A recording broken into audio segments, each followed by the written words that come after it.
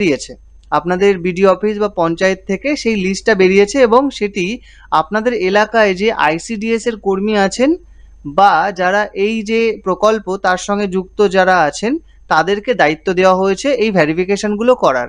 তো এই ভেরিফিকেশন অনেকের বাড়িতে বাড়িতে গিয়ে হচ্ছে, আবার অনেকের ক্ষেত্রে অন কলও হচ্ছে। এবার আরও একটা জিনিস আপনাদেরকে সবার আগে বলে রাখি, যে এই যে ফর্মটা আপনারা এখন স্ক্রিনে দেখছেন, হতেই পারে আপনার বিডিও অফিস বা আপনার পৌরসভার যে ফর্ম তার ফরম্যাটটা এরকম না, কারণ এলাকা ভিত্তিক কিন্তু ফর্ম হয়েছে। মানে ধরুন কোনো এলাকায় তারা মনে করছে এখানে যে ইনকামের রেশিও সেটা অনেক বেশি, তো সেই ক্ষেত্রে আরও অনেক বেশি ডিটেলস চাওয়া হয়েছে যাতে যোগ্য কারা সেটা বাঁচতে পারে।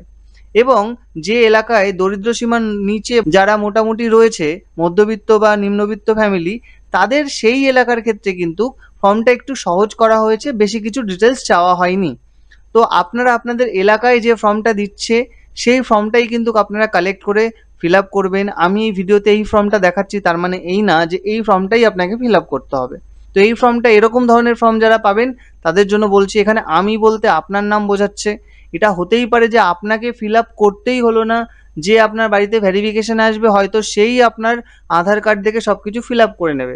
তারপরেও যদি আপনাকে ফিল আপ করতে হয়, এখানে আপনি আপনার নিজের নাম লিখবেন। এখানে পুত্র কন্যা, এখানে একটা জিনিস ভুল আছে, এখানে পুত্র মানে ছেলেরা তো এই অ্যাপ্লিকেশন করতেই পারবে না, তো এই অপশানটা রাখারই কোনো দরকার ছিল না, শুধুমাত্র কন্যা রাখলেই চলে যেত। তো এখানে কন্যা, কার কন্যা, আপনার বাবার নাম লিখবেন। তারপর আপনি গ্রাম বা শহরে যদি থাকেন সেই গ্রাম বা শহরের নামটা লিখবেন। গ্রাম পঞ্চায়েত, আপনি যদি গ্রামে থাকেন তাহলে অবশ্যই আপনার পঞ্চায়েত হবে, তো সেই পঞ্চায়েতের নাম লিখবেন এবং আপনার ব্লকের নাম এখানটায় লিখে দেবেন। এবার যদি আপনি শহরের হয়ে থাকেন তো সেই ক্ষেত্রে আপনাকে এখানে পৌরসভার নামটা লিখতে হবে। এবার গ্রামের হন শহরের হন আপনার জেলার নামটা এখানে লিখে দিতে হবে। ব্যাস এইটুকু আপনি করে দিলেন। দেখুন এরপর লেখা আছে, এর দ্বারা দাখিলকৃত আবেদনপত্রটি যাচাই করেছি। মানে যিনি এই ফর্মটা ফিল আপ করছে তিনি আপনার সব ডিটেলস যাচাই করেছে। আমি আবেদনপত্রটি এবং তাতে প্রদত্ত তথ্য সঠিক পেয়েছি। এবার তারা হয়তো দেখবে যে আপনি যে আবেদনপত্র জমা দিয়েছেন তার সঙ্গে আপনি যে এখন ডিটেলস দিচ্ছেন বা দেখাচ্ছেন সেটা ঠিক। যদি ঠিক থাকে তাহলে এই স্টেটমেন্টটা তারা পাস করবে। আর যদি মনে হয় যে আপনি ফর্মে যে ফিল আপ করেছেন সেই ডেটা আর আপনি এখন যে ফর্মে যে ডেটা দিতে চাইছেন বা তারা ফিল্ড ভেরিফিকেশানে যে ডেটা পেয়েছে তার মধ্যে ডিসক্রিপেন্সি মানে অমিল আছে, তো সেই ক্ষেত্রে আপনার কিন্তু আবেদনকারীর দ্বারা প্রদত্ত নিম্নলিখিত তথ্যসমূহ সঠিক নয় বলে প্রতীয়মান হয়েছে, এই যে স্টেটমেন্টটা, তখন তারা এই স্টেটমেন্টটাই পাস করবে।